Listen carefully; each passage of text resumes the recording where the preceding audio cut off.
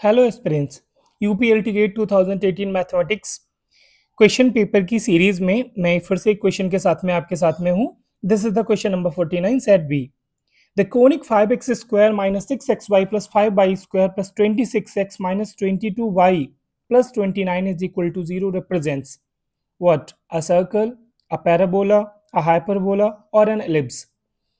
तो यहाँ पर सबसे पहले ये चेक करने के लिए कि हमारा ये जो कोनिक सेक्शन है ये क्या रिप्रेजेंट करेगा, बड़ी कुछ सिंपल सी चीजें होती हैं। First we have to compare this equation with the general equation of second degree, that is ax square plus 2hxy plus by square plus 2gx plus 2fy plus c is equal to 0।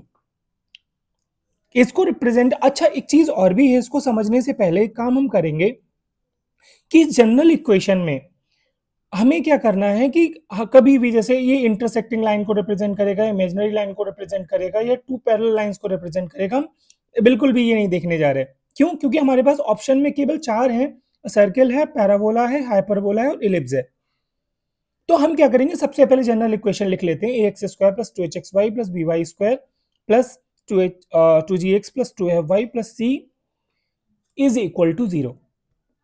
Now अब हम तीनों conditions को अलग अलग अपना देखेंगे। तो तीनों कंडीशंस क्या थी आपकी, कि सबसे पहले आप देख लीजिए h की वैल्यू क्या है। अगर h 0 नहीं है तो एक चीज तो क्लियर हो गई कि ये सर्कल को तो बिल्कुल रिप्रेजेंट नहीं करेगा, तो ये सर्कल तो नहीं है। अब हमारे पास तीन ऑप्शंस बचे हैं, पैराबोला, हाइपरबोला और इलिप्स। अब हमें ये चेक करने के लिए हमें चेक करना होगा H square minus A B की वैल्यू।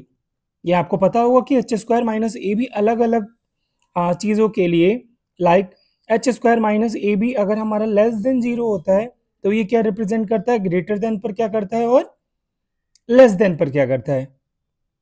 तो देखिए सबसे पहले हम देखेंगे if H square minus A B is less than 0 then it represent an ellipse, and if h square minus ab is equal to 0 then it represent parabola, and if h square minus ab is greater than 0 then it will represent a hyperbola। so हमें केवल अब h square minus ab की value को find out करना है।